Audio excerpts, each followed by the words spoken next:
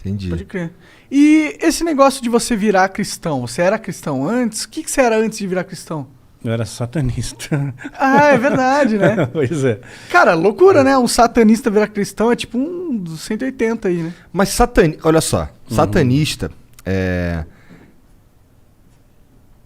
A religião satanista que pelo menos eu vi por aí as pessoas falando e que eu li na internet algumas coisas sobre e tal, tem muito mais a ver com culto a si mesmo do que culto a Satã. Não estamos falando da mesma coisa então, né? Não. Esse não. satanismo que tu tá falando aí é um bagulho mais do mal mesmo. Do mal mesmo, mal mesmo. Que tem 3 forças que atuam no mundo, né? Tem a força do mal mesmo, né? Que seria caracterizado pelo diabo, Satanás, né? E tudo mais. Né? Tem a maldade, né? Que é a maldade humana, a crueldade humana mesmo. São as nossas escolhas em fazer algo errado, né? E tem uma força majoritária que é a força do bem, representada por Deus, né? Que é uma força soberana. Então, tem pessoas que vão em busca de fama repentina, querem fama, querem dinheiro, querem poder, né? E acabam se envolvendo com o satanismo. Só que na alta magia, que eu fiz parte, você não bate na porta e diz, eu quero entrar, quero fazer parte. Tipo maçonaria, sabe? Maçonaria, você não bate lá, eu quero ser maçom. O maçom vai te convidar para ser maçom. As seitas secretas, elas são discretas. Então, eles não ficam fazendo um alarido, ninguém conta os segredos da maçonaria. Não tem um livro, os segredos da maçonaria, né? Mas aí se encontra um monte de livro por aí falando os segredos do satanismo. Você vê, tem uma Bíblia, a Bíblia satânica, né? A Satanic Bible, né? Uhum. Tem o São Cipriano, que o Lázaro tem lá, né, que está o fugitivo, né, o Lázaro, que acha que ele é satanista, né? Então ele pegou o livro de São Cipriano, porque nesse livro de São Cipriano, que assim, é pífio, chega a ser hilário, ridículo, cômico, né, o tipo de bruxaria que tem lá. Tem bruxaria para você ficar invisível. Então você lê lá um encantamento e você está invisível, né? Então, se o cara é chapado, que ele já é meio psicopata, o cara é psicopata, é louco, né? Ele acredita que ele está invisível, né? Então ele fica mais ousado, né? Então aquelas paradas ali, assim, porque quando eu lembro de um molecão, adolescente, camisa de escola, andando lá no centro do Rio, e aí eu via nas bancas, assim, o livro de São Cipriano, os bagulho aqui assim. Capa preta, capa de prata de São Cipriano. Isso aí é tudo caô? Tudo caô, imagina. Tem o Clavícula de Salomão, né? Esse é caô também? É caô, porque o mais próximo, né, que podemos dizer assim, de bruxaria, mais próximo, né, mas assim, é um verniz mais próximo, é o Dogmas e Ritos da Alta Magia de Eliphas Levi, né, é o mais próximo. Esse cara é brasileiro? Não. Eliphas Levi. Eliphas Levi, mas não é brasileiro. Tá. Né? Então... Porque eu imagino que o bagulho doido mesmo tá com os caras. Tá com os caras. O que acontece? Na alta magia você tem livros secretos ali, né? Então você não vai divulgar o segredo para todo mundo, porque o diabo não é burro, né? Então ele não vai colocar numa livraria para vender um livro de alta magia que ensina a fazer feitiço de verdade. Mas que tipo de feitiço? Depende. Peraí, antes de você contar os feitiços, como que você entrou nisso aí? Pois como eu disse, você é chamado para fazer parte. Por que tu foi chamado, então? Eles têm uma série de critérios, né? Então eles têm critérios cabalísticos, né? Pautado na numerologia cabalística. Eles têm critérios astrológicos, né? Então eles têm uma série de valores, né? Que eles pontuam, né? Para poder selecionar uma pessoa. Né? Então, eles veem que aquela pessoa tem uma probabilidade de ter um potencial para se desenvolver na alta magia. É claro que se aquela pessoa não se desenvolve, né, ele vai ser descartado. Né? Tem o que eles chamam de escola de iniciados, onde você aprende o básico da bruxaria lá, né? Tipo um Harry Potter, assim, né? E aí um pouquinho. E aí, se eles veem que alguém não tá na mesma sinergia ali, cai fora, né? Mas quem tem potencial vai para frente. E aí você vai tendo toda uma lavagem cerebral até um dia que você entra num rito de iniciação. Quer dizer, eu fui convidado, eu vim de uma família muito destruída, né? Minha família não tinha amor, sabe? Então, eu nunca recebi assim um abraço do meu pai, dizer, pô, eu te amo, né? Não tinha esse negócio assim, não. Eu era realmente, pô, você é um maloqueiro, você não vai dar nada na vida, você é ovelha negra, você é um marginal, você é bandido. Isso porque eu tinha cabelo comprido, né? E eu já tinha maior preconceito, né? No meu pai tinha... Tu curtia o metal, música do Diabo? Curtia metal, era metaleiro. Mas era metaleiro pobre. Eu curto metal, pô. Eu sou do então. Diabo? Não. Não. Não, depende muito do contexto da letra, né? Acho que vai no contexto da letra. O Metal Espadinha é mais divino, né? mais Um negócio do sobre bem, anjos. Tem até várias músicas sobre anjos. Então. Mas eu tinha aqueles brochinhos, né? Só que fazia com Durepox, né? Que era bem baratinho, né? Então, Caralho. era bem Maneiro. pobre mesmo. E que idade você se iniciou? Você começou do 17. primeiro contato, assim? 17 anos. Quem que foi até tu? Como é que é esse convite? Eu era rato de biblioteca, né? Gostava muito de biblioteca, gostava muito de estudar o ocultismo, isso já estava dentro de mim, curtia o ocultismo. Então ia para a biblioteca, o Centro Cultural de São Paulo. Mas né? o ocultismo, bagulho de bruxaria ou só, De bruxaria. sei lá, aliens, essas Não, paradas? não, bruxaria. É? Bruxaria. Então, assim, o que tinha de acesso, né, que eu pudesse ter dentro dos livros que são comercializados, eu procurava ler para entender um pouco aquela dinâmica. Aquilo me fascinava, porque o oculto fascina, né? Porque é uma coisa que você não conhece ainda, que você não descobriu. Então, você quer conhecer, né? Então, eu queria conhecer mais daquilo. E aquilo começou a mexer comigo. Eu falei, puxa, que legal, né? Porque eu tinha uma série de palavras e adjetivos contra mim que diziam que eu era uma pessoa negativa, fracassada, etc. e tal. né? E ali eu vi uma oportunidade de ser recebido por um grupo que pensasse diferente, que não me avaliasse pela minha aparência, mas pelo que eu tivesse por dentro, né? Era assim que eu estava buscando. Mas eu tentei, né? Aí eu mandei uma carta até para a Church Satan, para a igreja de Satã, Caralho. lá nos Estados Unidos. Na época era carta, tá? Não era e-mail. Carta né? mesmo, Carta física. mesmo. E para Um descobrir selo. o endereço, eu tive que ir lá no consulado dos Estados Unidos, pesquisar na biblioteca deles em microficha, né, ver a lista telefônica deles em microficha, para achar o endereço da Church Satan lá, mandei uma carta, aí recebi uma carta padrão de volta, sabe? Mas eu vi que era um caça-níquel ali. Falei assim, você paga $100 e você ganha uma carteirinha de satanista. Eu falei, pô, grande porcaria, né? Você eu pega faço aqui uma carteirinha. É, você pega essa carteirinha, né, meu? E, Porra. né, que eu acho um negócio esquisito, né? Não gostei. E eu falei, pô, ainda me cobra dinheiro, eu quero ganhar dinheiro para ser satanista. Aí o cara pega, me cobra dinheiro. Ah, tem um esqueminha aí, né? É, eu falei, tem que pagar. Eu falei, não, esse diabo tá jogando muito sujo já, né? Não tá O diabo tá muito capitalista. É, tá capitalista, Se né? for pra dar dinheiro, eu vou na igreja. Pô. Pois é, porque a igreja... Salve, salve pessoal da igreja. No final das contas parece tudo a mesma coisa.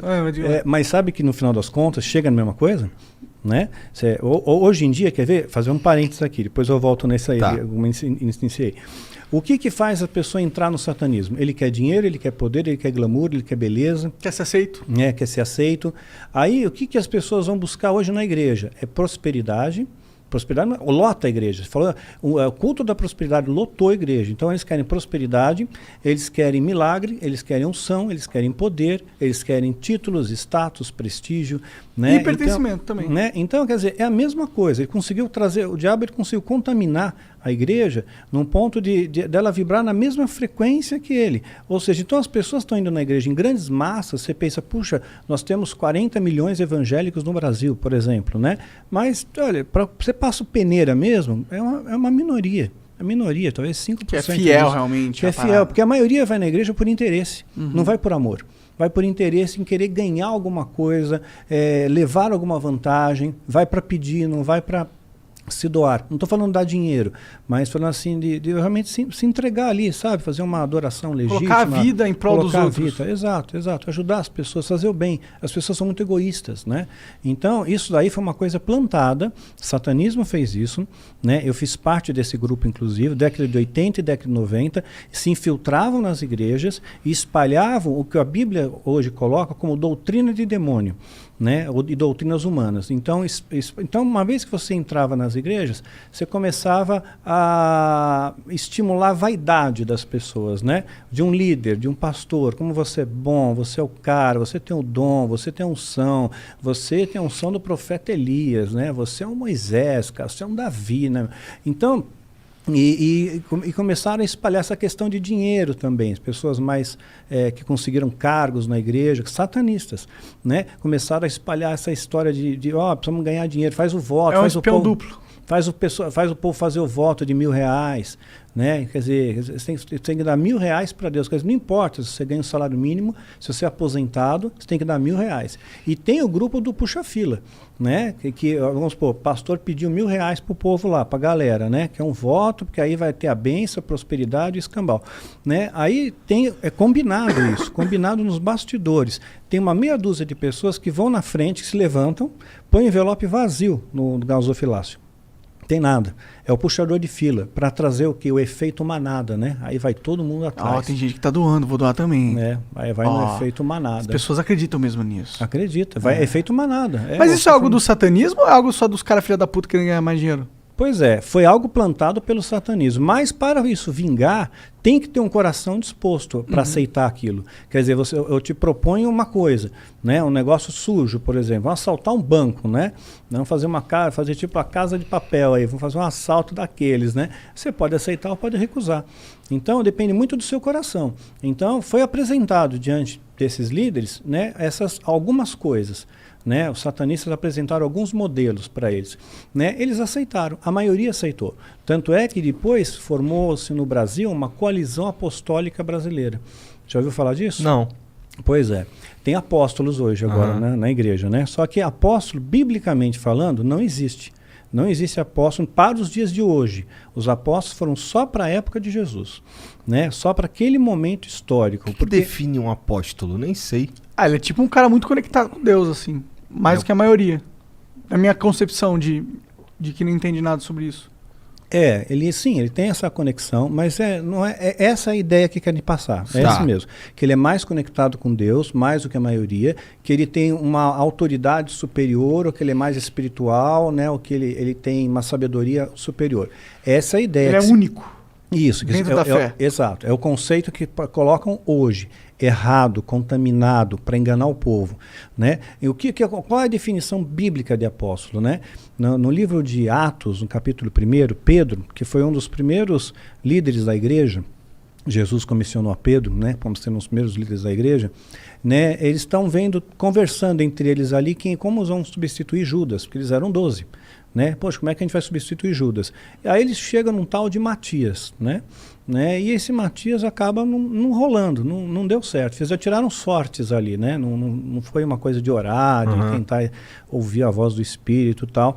E esse Matias não rolou. Mas Pedro, ele dá uma dica. Olha, para ser apóstolo é necessário que você seja testemunha ocular da ressurreição de Cristo. Então, entre a ressurreição de Cristo, quando ele ressuscitou, e a ascensão, quando ele subiu aos céus, a Bíblia diz que passou um período, né, de 40 dias. Nesses 40 dias, cerca de 500 pessoas viram ele, né, viram Jesus. Né? Então, nesse período, quem viu isso, quem viu a ressurreição, ele tem a chancela de apóstolo, né? Porque ele foi testemunha ocular. Paulo é o último a ver Jesus, por isso que ele é apóstolo também. Né? Lucas, que andava com Paulo, né? Lucas era um historiador e um médico. Né? Ele escreveu o Evangelho de Lucas e também escreveu o livro de Atos. Lucas, ele andava com Paulo, mas ele não se intitula apóstolo. Em momento algum, ele não fala, eu sou apóstolo. Eu sou Lucas. Né? Marcos, o Evangelho de Marcos, que é um evangelista, são 4 evangelhos. Né? Jesus escolheu 12. Né? Só que desses 12, nem todos escreveram evangelhos. Né? E o Marcos não está entre os 12. Jesus não escolheu Marcos. Então Marcos, ele não se intitula apóstolo. Ele não fala, eu, Marcos, apóstolo. Ele não fala isso. Ele não é apóstolo. Porque ele não viu Jesus, ele não foi testemunha ocular. Então essa é a primeira premissa. Né? Então os apóstolos de hoje não foram testemunhas oculares de Jesus, da ressurreição de Jesus, né? Não foram chamados pelo próprio Jesus. Então, quando formaram essa coalizão, me chamaram, né, para fazer parte. Olha, vem fazer parte também, né? E qual era a ideia? Olha, a gente vai criar um grupo, né? Porque está tendo muito pastor por aí, então nós vamos criar um grupo mais eclético, né? Então mais superior. Então as pessoas, nós vamos vender imagem para o público, para o povo, de que quem estiver debaixo de uma cobertura apostólica, e esse negócio de cobertura é outra palhaçada, a cobertura apostólica, né, está mais protegido, quer dizer, o demônio não pode pegar, o demônio não pode atacar, porque aquele apóstolo está orando por você, mediante um pagamento. Né? Entendi. Tinha igrejas que tinham cobertura apostólica, que pagavam carnê para o apóstolo, né? Todo mês pagavam um valor à igreja, né? Pagava às vezes 10 mil para o pastor todo mês para manter a cobertura apostólica. Essa igreja tem a cobertura apostólica do apóstolo fulano de tal, aí remetia um certo prestígio, né? Então, essa coalizão apostólica no Brasil, ela vê, quando me convidaram, eu falei, não, gente, mas ó, isso aqui está errado. E eles falaram para mim, nós sabemos que está errado, mas o povo não sabe. Né? O povo não sabe, e assim, a gente precisa ter uma autoridade maior aqui no Brasil, né? Isso depois que já estava convertido? Convertido, isso eu já estava, nesse momento eu já estou inserido no sistema evangélico, né? Eu já estou dando palestra, já estou escrevendo livro, já estou nessa dinâmica, né?